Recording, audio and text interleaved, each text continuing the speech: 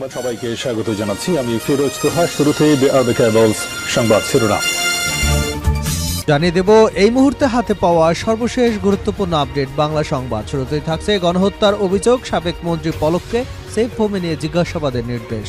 বৈষম্য বিরোধী ছাত্র আন্দোলনে গণহত্যার অভিযোগের মামলায় গ্রেপ্তারের পর কারাগারে থাকা সাবেক আইসিটি প্রতিমন্ত্রী জোনায়েদ আহমেদ পলককে 18 ডিসেম্বর সেফ হোমে নিয়ে জিজ্ঞাসাবাদের নির্দেশনা দিয়েছেন আন্তর্জাতিক অপরাধ ট্রাইব্যুনাল। এবারে জানাবো র্যাব বিলুপ্তির বিষয়ে সরকারের সিদ্ধান্ত মেনে নেওয়া হবে। র্যাপিড অ্যাকশন ব্যাটালিয়ন বিলুপ্তির বিষয়ে সরকার যে সিদ্ধান্ত নেবে তাই মেনে নেওয়া হবে বলে জানিয়েছেন র্যাব মহাপরিচালক একেএম শহীদুর রহমান। এ বিষয়ে র্যাবের বিরুদ্ধে গুম এবং খুনের অভিযোগের জন্য ক্ষমা চেয়েছেন তিনি। পাশাপাশি দায়িত্বে থাকাকালে নিষ্ঠার সঙ্গে কাজ করে যাবারও প্রত্যয় ব্যক্ত করেন। জানাবো হাসিনার কোনো বক্তব্যকে সমর্থন করে না ভারত। ছাত্র জনতার গণ আন্দোলনের মুখে ক্ষমতাচ্যুত হয়ে পালিয়ে যাওয়া সাবেক প্রধানমন্ত্রী শেখ হাসিনার কোনো বক্তব্যকেই ভারত সমর্থন করে না বলে জানিয়েছেন দেশটির পররাষ্ট্র সচিব বিক্রম মিশ্রি। বৃহস্পতিবার এক প্রতিবেদনে এ তথ্য জানিয়েছে ভারতীয় সংবাদ মাধ্যম দ্য হিন্দু। এদিকে মামলা নিষ্পত্তি হলেই দেশে ফিরবেন তারেক রহমান, এমনটাই জানিয়েছেন দলটির মহাসচিব মির্জা ফখরুল ইসলাম আলমগীর। বৃহস্পতিবার দুপুরে লন্ডন থেকে ঢাকায় হযরত শাহজালাল আন্তর্জাতিক বিমানবন্দরে অবতরণ করে তিনি কথা বলেন। জানিয়ে দেব আওয়ামী লীগ বিএনপি সংঘর্ষ, আহত 20। যশোরের কেশবপুরে আওয়ামী লীগ এবং বিএনপি নেতাকর্মীদের মধ্যে সংঘর্ষে কমপক্ষে 20 জন আহত হয়েছেন। সংঘর্ষ চলাকালে কয়েকটি ককটেল বিস্ফোরণ, যানবাহন ভাঙচুরের ঘটনা ঘটে। বুধবার রাতে উপজেলার সুফলাকাটি ইউনিয়ন পরিষদ চেয়ারম্যান এস এম মঞ্জুরুল রহমানের সমর্থক এবং ইউনিয়ন বিএনপির নেতাকর্মীদের মধ্যে এ সংঘর্ষের ঘটনা ঘটে। এবং সর্বশেষ জানাবো আন্তর্জাতিক সংবাদ। বাংলাদেশ সীমান্তে মংডু আরাকান আর্মি নিয়ন্ত্রণে শতাধিক সেনা কমান্ডার গ্রেপ্তার। বাংলাদেশ সীমান্তবর্তী মিয়ানমারের গুরুত্বপূর্ণ শহর মংডু পুরোপুরি নিয়ন্ত্রণে নেওয়ার দাবি করেছে দেশটির সশস্ত্র বিদ্রোহী গোষ্ঠী আরাকান আর্মি। খবর এপি এবং সিএনএনের। এতক্ষণ শিরোনাম শুনছিলেন, এবার বিস্তারিত। প্রিয় দর্শক, আপনি যদি এই চ্যানেলে নতুন হয়ে থাকেন, ভিডিওটি দেখতে দেখতে চ্যানেলটি সাবস্ক্রাইব করে আমাদের সঙ্গে থাকুন। আর এই ভিডিও সম্পর্কে আপনি আপনার মূল্যবান মতামতটি কমেন্ট বক্সে জানিয়ে দিন। আর হ্যাঁ প্রিয় দর্শক, জানিয়ে দিন ভিডিওটি কোথা থেকে দেখছেন। সাবেক মন্ত্রী পলককে সেফ হোমে নিয়ে জিজ্ঞাসাবাদের নির্দেশ। বৈষম্য বিরোধী ছাত্র আন্দোলনে গণহত্যার অভিযোগের মামলায় গ্রেপ্তারের পর কারাগার থেকে সাবেক আইসিটি প্রতিমন্ত্রী জোনায়েদ আহমেদ পলককে 18 ডিসেম্বর সেফ হোমে নিয়ে জিজ্ঞাসাবাদের নির্দেশনা দিয়েছেন আন্তর্জাতিক অপরাধ ট্রাইব্যুনাল। বৃহস্পতিবার ট্রাইব্যুনালের চেয়ারম্যান বিচারপতি মোহাম্মদ গোলাম মুর্তজা নেতৃত্বাধীন 3 সদস্যের বিচারিক প্যানেলে আদেশ দেন। ট্রাইব্যুনালের অন্য সদস্যরা হলেন বিচারপতি শফিল আলম মাহমুদ এবং বিচারপতি মোহাম্মদ মহিদুল হক এনাম চৌধুরী। র্যাব বিলুপ্তির বিষয়ে সরকারের সিদ্ধান্ত মেনে নেওয়া হবে। র্যাপিড অ্যাকশন ব্যাটালিয়নের বিলুপ্তির বিষয়ে সরকার যে সিদ্ধান্ত নেবে তাই মেনে নেওয়া হবে বলে জানিয়েছেন র্যাব মহাপরিচালক একেএম শহীদুর রহমান। এ সময় র্যাবের বিরুদ্ধে ওঠা গুম এবং খুনের অভিযোগের জন্য ক্ষমা চান তিনি। পাশাপাশি দায়িত্বে থাকাকালীন নিষ্ঠার সঙ্গে কাজ করে যাবার প্রত্যয় ব্যক্ত করেছেন। সমসাময়িক বিষয় এবং সাম্প্রতিক আভিযানিক কার্যক্রম সম্পর্কে বৃহস্পতিবার দুপুরে কাউরানবাজার র্যাব মিডিয়া সেন্টারে আয়োজিত এক সংবাদ সম্মেলনে কথা বলেন তিনি। র্যাব মহাপরিচালক বলেন, র্যাবের বিরুদ্ধে গুম খুন সহ অভিযোগ রয়েছে। র্যাবের দ্বারা যারা নির্যাতিত এবং ক্ষতিগ্রস্ত হয়েছেন তাদের কাছে ক্ষমা প্রার্থনা করছি। ভবিষ্যতে বাহিনী এমন কোনো কার্যক্রমে কারো নির্দেশে জড়িত হবে না। সুষ্ঠু তদন্তের মাধ্যমে সেসবের বিচার নিশ্চিত করা হবে।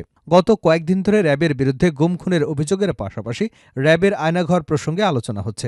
এ ব্যাপারে র্যাবের বক্তব্য কি জানতে চাইলে তিনি বলেন, র্যাবে আয়নাঘর ছিল, আছে, সেটা সেভাবেই রাখা হয়েছে। গুম খুন কমিশন নির্দেশ দিয়েছে আয়নাঘর সহ যা যে অবস্থায় আছে সেভাবেই রাখার জন্য। আমরা কোনো পরিবর্তন করিনি, যা যে অবস্থায় ছিল সে অবস্থায় রাখা হয়েছে।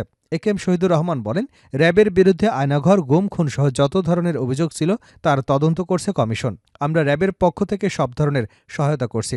আমরা মনে করি তদন্তের ফলাফলের ভিত্তিতেই আইনগত ব্যবস্থা নেওয়া হবে।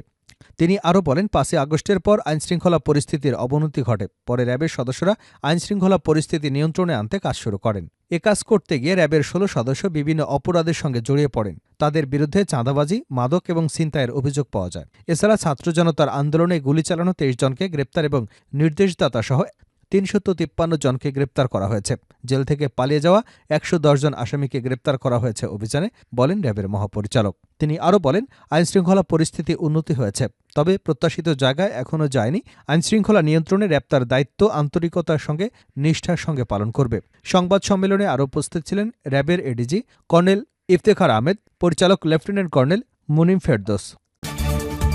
হাসিনার কোনো বক্তব্যকে সমর্থন করে না ভারত, বিক্রম মিস্ত্রি।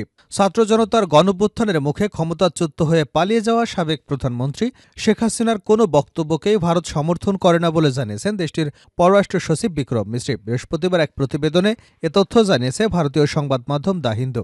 এছাড়া বাংলাদেশের সঙ্গে ভারতের সম্পর্ক কেবল একটি একক রাজনৈতিক দল বা সরকারের মধ্যে সীমাবদ্ধ নয় বলেও জানিয়েছেন বিক্রম মিস্ত্রি। প্রতিবেদনে বলা হয়েছে, কংগ্রেস নেতা শশী থারুরের নেতৃত্বে ভারতের পররাষ্ট্র বিষয়ক সংসদীয় স্থায়ী কমিটির ব্রিফিংয়ে বুধবার পররাষ্ট্র সচিব বিক্রম মিস্ত্রি বলেছেন, বাংলাদেশের অন্তর্বর্তী সরকারের বিরুদ্ধে ক্ষমতাচ্যুত প্রধানমন্ত্রী শেখ হাসিনার সমালোচনাকে ভারত সমর্থন করে না এবং এটি বাংলাদেশের ভারত সম্পর্কের ক্ষেত্রে খুবই ছোট বা তুচ্ছ বিষয়। তিনি বলেন, বাংলাদেশের সঙ্গে ভারতের সম্পর্ক কেবল একটি একক রাজনৈতিক দল বা সরকারের মধ্যে সীমাবদ্ধ নয় এবং বাংলাদেশের জনগণের উপর দৃষ্টি নিবদ্ধ করেছে ভারত। চলতি বছরের অগাস্টে গণঅভ্যুত্থানে ক্ষমতাচ্যুত হন ভারতের সমর্থনে দীর্ঘ সময় ক্ষমতায় থাকা শেখ হাসিনা।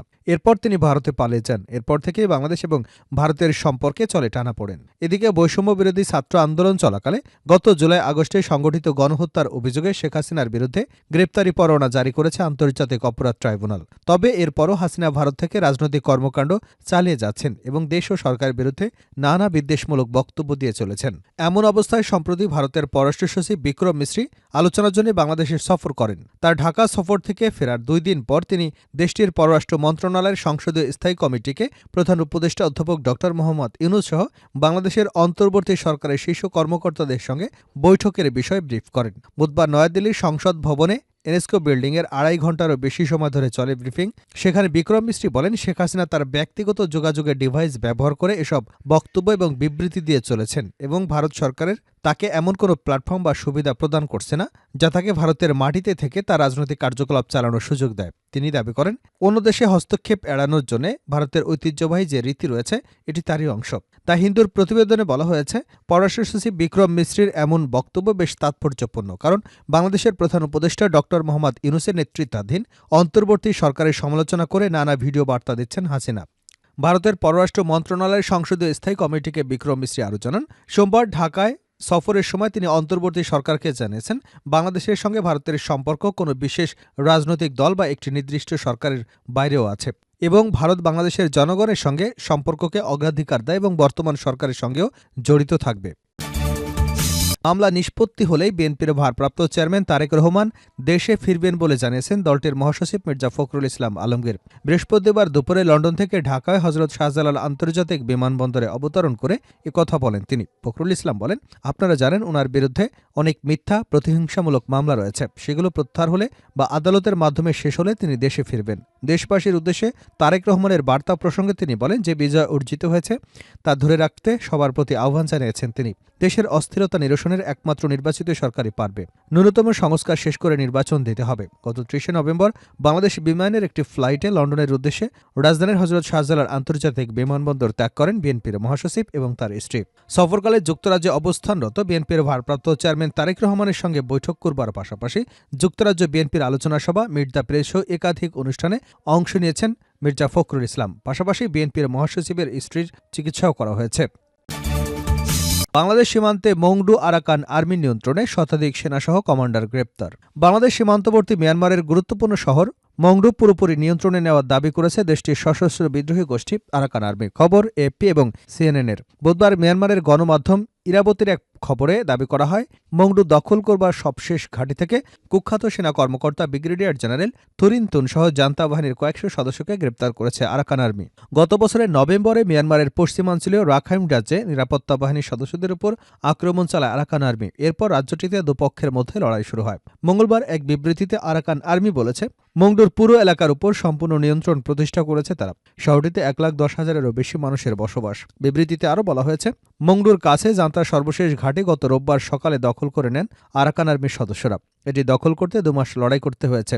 ঘাটের কমান্ডার সহ জান্তার বেশ কিছু সেনাকে গ্রেপ্তার করা হয়েছে। আরাকান আর্মির প্রকাশিত একটি ভিডিওতে দেখা গেছে, দৃশ্যত জান্তার সেনারা আত্মসমর্পণের পর ক্ষতিগ্রস্ত ভবনগুলো থেকে সাদা পতাকা হাতে বেরিয়ে আসছেন। এপির ভিডিওর সত্যতা যাচাই করতে পারেনি, তবে এ বিষয়ে জানতে বিদ্রোহী গোষ্ঠীগুলোর একজন মুখপাত্রের সঙ্গে যোগাযোগ করছে। বাংলাদেশ সীমান্তে নাফ নদের উপরে মাংডুর অবস্থান। শহরটি আরাকান আর্মির পুরোপুরি নিয়ন্ত্রণে নেওয়ার দাবির প্রসঙ্গে জান্তা সরকারের মন্তব্য চাওয়া হয়। অবশ্য এতে কোনো সাড়া দেয়নি তারা। এর আগে গত মে মাসে আরাকান আর্মি বলেছিল, মংডু থেকে 25 কিলোমিটার দূরে বথিডং শহর দখল করে নিয়েছে তারা।